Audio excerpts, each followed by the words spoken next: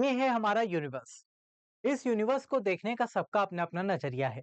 Physics में भी हम इसे दो नजरिए से आसानी से देख रहे हैं। सबसे पहले हमने शुरुआत करी थी इस दुनिया को देखने के लिए क्लासिकल फिजिक्स के थ्रू। हमने काफी सारे एक्सप्लेनेशन दिए, इस दुनिया को समझा, बहुत अच्छे से समझ में भी आ रहा था। लेकिन टाइम के साथ जब हमने इसको देखने का नजरिया बदला ना, तो हमें एक नई फिजिक्स की जरूरत पड़ी जो इसे एक्सप्लेन कर सके। तो अब हम पढ़ रहे हैं क्वांटम मैकेनिक्स या क्वांटम फिजिक्स, जो कि क्लासिकल फिजिक्स से बहुत अलग है। तो आज का टॉपिक ऑफ डिस्कशन यही है कि what is the difference between classical physics, जो कि बेस्ड है न्यूटोनियन मैकेनिक्स पर मोस्टली, और क्वांटम मैकेनिक्स जिसकी शुरुआत होती है मैक्स प्लैंक सर से। तो आज का हमारा टॉपिक है क्लासिकल और क्वांटम फिजिक्स का प्यारा सा डिफरेंस। तो वीडियो को पूरा देखिएगा क्योंकि आपके दिमाग में बहुत सारे क्वेश्चंस इस सेशन के बाद उठने वाले हैं। बिल्कुल। तो आज का टॉपिक जो है वो क्या एक्सप्लेन करता है, कैसे दुनिया को देखना है ना, वो एक्सप्लेन करता है। सबसे पहले बात करते हैं क्लासिकल फिजिक्स की। जब आप फिजिक्स पढ़ना स्टार्ट करते हो, पहले आप साइंस के फॉर्म में पढ़ते हो, 9th 10th तक अच्छे से बेसिक चीजें। फिर आप 11th 12th में आते हो तो आप मैकेनिक्स पढ़ते हो, आप लाइट ऑप्टिक्स के बारे में पढ़ते हो, आप इलेक्ट्रिसिटी पढ़ते हो, मैग्नेटिज्म पढ़ते हो, ईएम वेव्स पढ़ते हो। बस यहीं तक रुक जाना। यहाँ तक जितनी भी फिजिक्स आप पढ़ते हो ना, ये सब क्लासिकल फिजिक्स में आता है, जहां पर न्यूटन्स लॉस ऑफ मोशंस बहुत अच्छे से अप्लाई होते हैं, जहां पर ग्रेविटेशनल फोर्स को आप आसानी से समझते हैं। ग्रेविटेशनल फोर्स, ध्यान से सुनिएगा, फील आने वाला है। ग्रेविटेशनल फोर्स जो हमारे प्लैनेटरी सिस्टम को समझाता है, कैप्लर्स लॉस हमारे प्लैनेटरी सिस्टम को समझाते हैं, हमें सब समझ में भी आता है। हम यहाँ पर ऑप्टिक्स को समझते हैं, चाहे वो वेव ऑप्टिक्स हो या रे ऑप्टिक्स हो, लेंस हो या मिरर हो, हम आसानी से समझते हैं। फिर हम थर्मोडायनेमिक्स लेवल पर जाते हैं, हम हीट का कॉन्सेप्ट, टेम्परेचर, प्रेशर, इन सारे इफेक्ट को, गैसेस के बिहेवियर को, वो सब पढ़ते हैं। और हम इलेक्ट्रिसिटी और मैग्नेटिज्म को मिलाकर बनाते हैं ईएम वेव का कॉन्सेप्ट भी। ये सारी चीजें मैक्रोस्कोपिक लेवल पर स्टडी होती हैं और ये सारा पार्ट है क्लासिकल फिजिक्स का। तो क्लासिकल फिजिक्स को अगर मैं एक लाइन में एक्सप्लेन करना चाहूं, तो मैं सिंपली कहूंगा कि सर, दुनिया को अगर आप मैक्रोस्कोपिक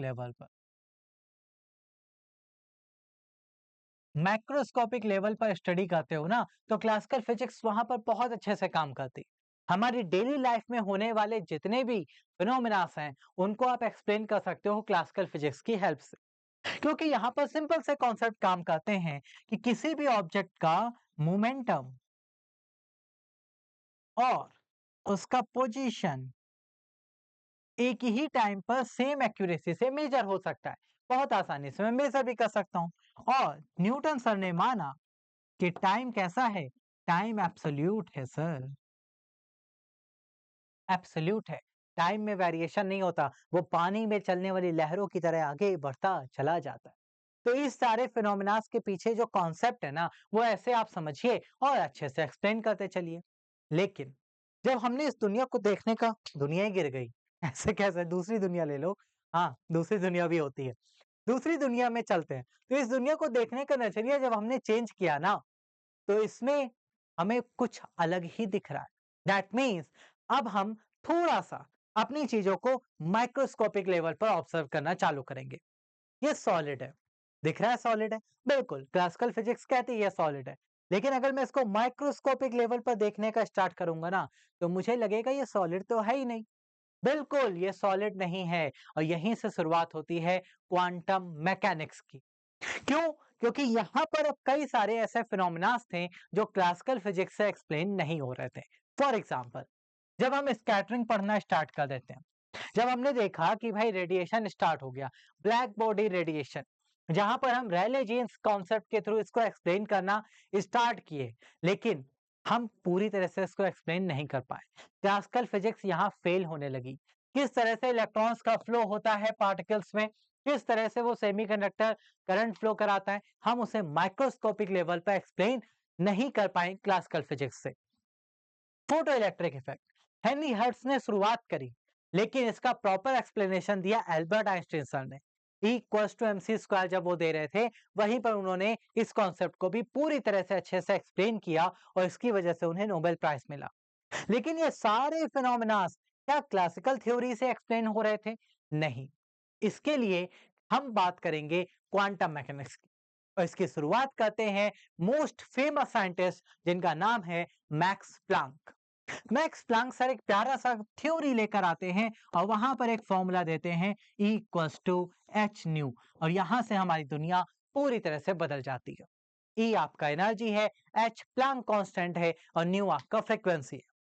यहाँ पर मोस्ट फैसिनेटिंग पार्ट है H प्लांक्स कांस्टेंट, जिसका रेंज होता है अराउंड 10 टू द पावर -34। समझ रहे हो कितने छोटे लेवल पर ये जा चुके हैं। 10 टू द पावर -34 की रेंज में अब इन्होंने ऑब्जर्वेशन स्टार्ट कर दिया। तो सारे साइंटिस्ट का उस समय दिमाग खुलता है कि यार हम लोग जो क्लासिकल फिजिक्स उतनी देर से कर रहे थे, इतने सालों से कर रहे थे, उसमें हम कितने अंदर तक जा रहे थे। 10 to the power -3 millimetre, -6 micrometre, -9 nanometre, बहुत ज्यादा एंगस्ट्रॉम -10, और बहुत ज्यादा एक्सट्रीम गए तो फर्मी न्यूक्लियस के लेवल पर। बट अब हम माइक्रोस्कोपिक लेवल पर यहां चले जाएं अगर, तो दुनिया ही बदल जाती। और उस बदली हुई दुनिया को ऑब्जर्व करने के लिए क्लासिकल फिजिक्स काम नहीं आएगी। अब हम चलेंगे क्वांटम मैकेनिक्स की तरफ, जहां पर अब सारे साइंटिस्ट धीरे धीरे करके अपने कॉन्सेप्ट देने लगे, अपनी थ्योरीज देने लगे। और इसी को इंस्पिरेशन मानकर एल्बर्ट आइंस्टाइन सर ने आगे कॉन्सेप्ट दिया E is equals to mc², mass energy relation, और साथ में फोटो इलेक्ट्रिक इफेक्ट को भी एक्सप्लेन किया, जिसकी वजह से उन्हें नोबेल भी मिला। और फिर इन थ्योरीज में आगे चलते रहे, थ्योरी ऑफ रिलेटिविटी भी दिया, वहां पर स्पेशल थ्योरी, जनरल थ्योरी, ये सारी चीजें आने लगी। लेकिन पता है रिवॉल्यूशन कब हुआ? जब आते हैं हमारे पास मार्केट में क्वांटम मैकेनिक्स को एक्सप्लेन करने के लिए चीजें कि भाई माइक्रोस्कोपिक लेवल पर दुनिया देखोगे ना तो सब बदल जाएगा। और उसमें सबसे प्यारी चीज जो मुझे लगती है वो है हाइजेनबर्ग सर का अनसर्टेनिटी प्रिंसिपल, जिससे एल्बर्ट आइंस्टाइन सर भी पूरी तरह से एग्री नहीं थे। उनका कहना था कि यार ये जो अनसर्टेनिटी प्रिंसिपल तुम बता रहे हो ना, ये मेरी समझ से तो परे, और ऐसा क्या सच में हो सकता है? क्या था वो प्रिंसिपल, अभी बताएंगे। मैक्स बॉर्न हो, जॉर्डन हो, डी ब्रॉय हो, Edwin Schrodinger, mathematical explanation quantum mechanics का यहीं से चालू होता है। इन्हें भी कई बुक्स में कहा गया है कि फादर ऑफ क्वांटम मैकेनिक्स, लेकिन मैं मैक्स प्लैंक सर से आपकी शुरुआत लेकर चलता हूं कि बेस किसने रखा था। मैथमेटिकली इन्होंने एक्सप्लेन किया किस तरह से मैट्रिसेस और कैलकुलस यूटिलाइज किया, क्वांटम मैकेनिक्स को एक्सप्लेन करना स्टार्ट किया। बट मैं आपको यहाँ डिस्क्लेमर दे देता हूँ, क्वांटम मैकेनिक्स की जब आप बात करते हैं ना, माइक्रोस्कोपिक लेवल पर काम करती है, और वो सीधा सा कहती है। देखो मैं सबसे पहले मैं आपको ये बता देता हूँ क्वांटम मैकेनिक्स में क्या क्या चीजें अलग थी क्लासिकल से। तो अलग चीजों में ये माइक्रोस्कोपिक लेवल पर काम करती है। ऐसा नहीं है मैक्रोस्कोपिक को एक्सप्लेन नहीं कर पाएगी, बट यहाँ पर आप इसके इफेक्ट आसानी से देख सकते हैं। यहाँ पर ये कहती है कि किसी भी ऑब्जेक्ट का मोमेंटम और पोजीशन एक ही टाइम पर सेम एक्यूरेसी से आप नहीं मेजर कर सकते। ये था आपका अनसर्टेनिटी प्रिंसिपल। और साथ में यहां पर यह कहानी भी चलती है कि टाइम एब्सोल्यूट नहीं है। ये तो थ्योरी ऑफ रिलेटिविटी में ही एल्बर्ट आइंस्टाइन सर ने बता दिया था कि टाइम बिल्कुल भी एब्सोल्यूट नहीं है। इसे आप ऐसा कह सकते हैं कि इसे आप अपने अनुसार चेंज कर सकते हैं बहुत आसानी से। ग्रेविटी बढ़ाओ टाइम चेंज हो जाएगा, बिल्कुल ऐसा होता है। आप साईफाई मूवीज देखते होंगे तो जब आप किसी दूसरे प्लेनेट पर जाते हैं या गैलेक्सी में जाते हैं तो आपके लिए टाइम अलग चलता है, यहाँ टाइम अलग चलता है। इवन अर्थ में भी कई जगहों पर टाइम वेरिएशन आपको दिखेगा, बट वो इतना स्मॉल है कि हम उसे कंसीडर नहीं करते, बट होता तो है ना। तो टाइम वेरिएबल है, एब्सोल्यूट नहीं है। अब समझो क्वांटम फिजिक्स में क्या वियर्डनेस है, कैसे वो क्लासिकल फिजिक्स से बहुत अलग है। एक्चुअल में इसकी शुरुआत जब हुई तो मैक्स प्लांक सर ने इक्वल्स टू एच न्यू दिया, छोटे लेवल पर हमने चीजों को ऑब्जर्व करना स्टार्ट किया। फिर थ्योरी ऑफ रिलेटिविटी आती है, वो भी बहुत अच्छे से काम करती है। बट हाइजेनबर्ग सर आते हैं, वो कहते हैं कि अगर आपके पास एक पार्टिकल है लाइक दिस, तो इस पार्टिकल का पोजीशन और मोमेंटम एक ही टाइम पर सेम एक्यूरेसी से नहीं बता सकते। बल्कि क्लासिकल फिजिक्स कहती है आप ऐसा कर सकते हो, क्वांटम फिजिक्स नहीं कहती। और पता है सबसे बड़ी बात क्या है, कि अगर आप इसे नहीं देखो तो ये यहाँ एग्जिस्ट ही नहीं करता। ये क्वांटम मैकेनिक्स कहती है, बिल्कुल सही बात। तो यहाँ पर ऐसा ये कहना है कि भाई हाइजेनबर्ग अनसर्टेनिटी प्रिंसिपल हो या नील्स बोहर हो या डी ब्रॉय हो, ये सारी चीजें जब अलग अलग आने लगी ना तो आपका दिमाग चकरा देने वाले कॉन्सेप्ट आने लगे। बिल्कुल ऐसे ही कॉन्सेप्ट कि भाई ये पार्टिकल रखा है, मैं ऐसे नहीं देख रहा हूँ तो यहाँ है ही नहीं। मतलब आप जब तक चाँद को नहीं देखेंगे, चाँद एग्ज़िस्ट ही नहीं करता। आप जब तक सूरज नहीं देख रहे हो, सूरज आपके लिए एग्ज़िस्ट ही नहीं करेगा।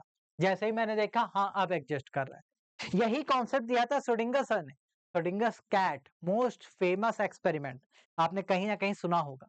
श्रोडिंगर्स कैट भी यही कहता है कि अगर आप एक बॉक्स के अंदर एक कैट को बंद कर दें, अब देखिए, ये मान लीजिए कैट है, मैंने इस बॉक्स के अंदर इसको बंद कर दिया, तो क्लासिकल फिजिक्स क्या कहती? कैट इसके अंदर है, बैठी हुई है, नहीं। क्वांटम मैकेनिक्स क्या कहेगी? क्वांटम मैकेनिक्स कहेगी हो सकता है ये कैट जिंदा हो सकता है ये कैट मर गई हो, क्योंकि सारा खेल प्रोबेबिलिटी का है। हो सकता है ये कैट यहाँ से भागकर यूनिवर्स में कहीं और घूम रही हो सकता है ये कैट टेलीपोर्टेशन कर चुकी हो सकता है ये कैट सूरज पर हो, लेकिन अब ये सारी पॉसिबिलिटीज को खत्म करके एक कंक्लूजन पर अगर आना है तो मुझे क्या करना पड़ेगा? ओपन। जैसे मैंने ओपन किया, मुझे कैट यहां दिख गई, दैट मीन्स सारी पॉसिबिलिटीज खत्म। अब हमारे पास रिजल्ट ये है। बट मेरे पास पॉसिबिलिटीज कब बनी? जब मैंने इसको क्लोज कर दिया। ऐसे ही काम करती है क्वांटम मैकेनिक्स। तो क्वांटम मैकेनिक्स में इतनी सारी वियर्डनेस है। वहां पर टेलीपोर्टेशन हो सकता है, जो आप साईफाई मूवीज में देखते हैं ना, कि यहां से गायब हुए दूसरी जगह आ गए, प्रकट हो गए भाई, है ना? तो वो सारी चीजें क्वांटम मैकेनिक्स में पॉसिबल है। क्लासिकल फिजिक्स इसको नहीं सपोर्ट करती, बट क्वांटम मैकेनिक्स बिल्कुल सपोर्ट करती है।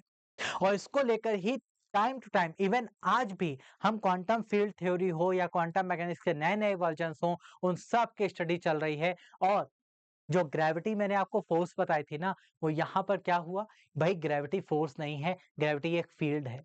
टाइम एब्सोल्यूट नहीं है। अगर आप ग्रेविटी बढ़ा देते हो ना, तो time space time curvature change हो जाता है। वर्म होल पॉसिबल है, टाइम ट्रैवल पॉसिबल है, सब एटॉमिक लेवल पर आप जाइए, सब कुछ पॉसिबल है। ये कहती है क्वांटम मैकेनिक्स। तो क्लासिकल फिजिक्स हमारी डेली लाइफ को आसान बनाती है, एक्सप्लेन करती है बहुत अच्छे से। बट जब माइक्रोस्कोपिक लेवल पर जाते हो ना, तो कुछ नहीं है, कुछ एग्जिस्ट नहीं करता। दुनिया को दूसरे नजरिए से देखिए। ये सब ये कहती है क्वांटम मैकेनिक्स। तो क्वांटम मैकेनिक्स की दुनिया ही अलग है। क्लासिकल फिजिक्स से उसको बिल्कुल कंपेयर मत करिए। बट हाँ, क्वांटम मैकेनिक्स आपके क्लासिकल फिजिक्स को भी एक्सप्लेन करती है, बहुत अच्छे से एक्सप्लेन करती है, सपोर्ट भी करती है। बट क्लासिकल से आप क्वांटम को एक्सप्लेन नहीं कर सकते। इससे रिलेटेड मेरे को एक बढ़िया सा फोटो मिला है, जो अक्सर आपको इंटरनेट पर भी मिलता होगा। लेकिन क्या उसके पीछे का कॉन्सेप्ट समझ में आता है कि वो कब का फोटो है, कहाँ ये लोग मिले थे और कैसे, क्या उसके पीछे की कहानी है? आइए जानते हैं। एक्चुअल में ये फोटो आपको इंटरनेट पर बहुत वायरल दिखती है, जहां पर मोस्ट फेमस फिजिसिस्ट एक साथ बैठे हुए हैं।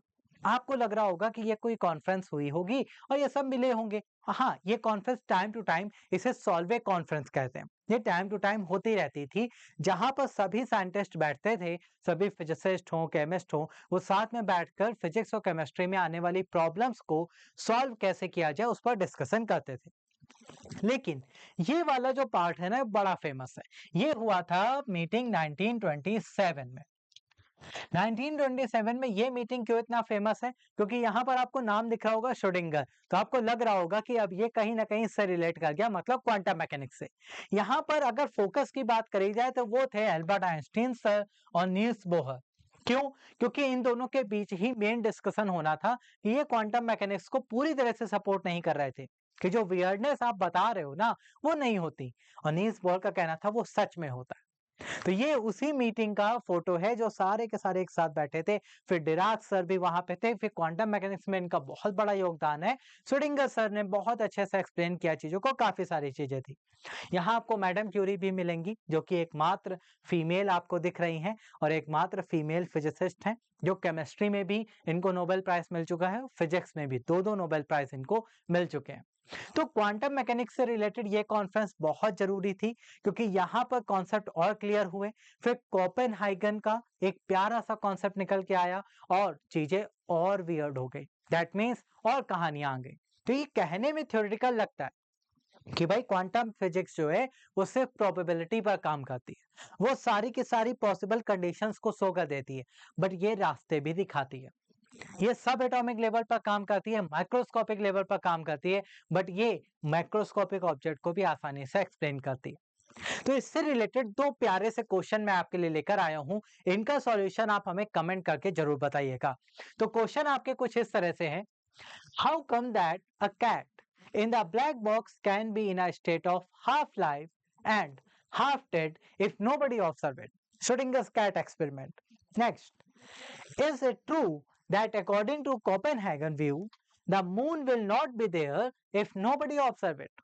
वही कहानी कि भाई हम चीजों को जब तक ऑब्जर्व नहीं करेंगे तब तक हम नहीं कह सकते वो वहां एग्जिस्ट भी करता है, क्योंकि एक ही टाइम पर पार्टिकल मल्टीपल पोजीशन में रह सकता है, ये कहता है क्वांटम मैकेनिक्स। तो इसका प्रॉपर सॉल्यूशन क्या हो सकता है आप हमें जरूर बताइएगा। बाकी आप कॉन्सेप्ट से रिलेटेड नोट्स या अपने सब्जेक्ट से रिलेटेड नोट्स के लिए हमें टेलीग्राम पर जरूर ज्वाइन करें, क्योंकि यहाँ पर आपको बहुत सारी चीजें मिलती हैं जो आपके नॉलेज को इंप्रूव करने में मदद करती हैं।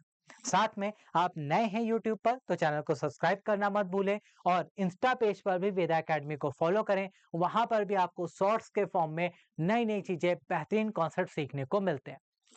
आज के लिए इतना ही, मिलेंगे आपसे नेक्स्ट क्लास में। सारे लिंक डिस्क्रिप्शन में दे दिए गए हैं, तो आप क्लिक करके ज्वाइन कर लीजिएगा। और फिजिक्स में आपको कोई भी कॉन्सेप्ट सीखना है या कोई थ्योरी आपको नहीं आती, आप चाहते हैं उसका आसान एक्सप्लेनेशन, तो कमेंट करके बताइए, हम उसका वीडियो जरूर बनाएंगे और आपको आसान एक्सप्लेनेशन जरूर देंगे। मिलते हैं नेक्स्ट सेशन में कुछ नया लेकर, आपको सिखाएंगे कुछ नया। तब तक अपना बहुत ख्याल रखिए और वेदा एकेडमी के साथ बने रहिए। Thank you so much.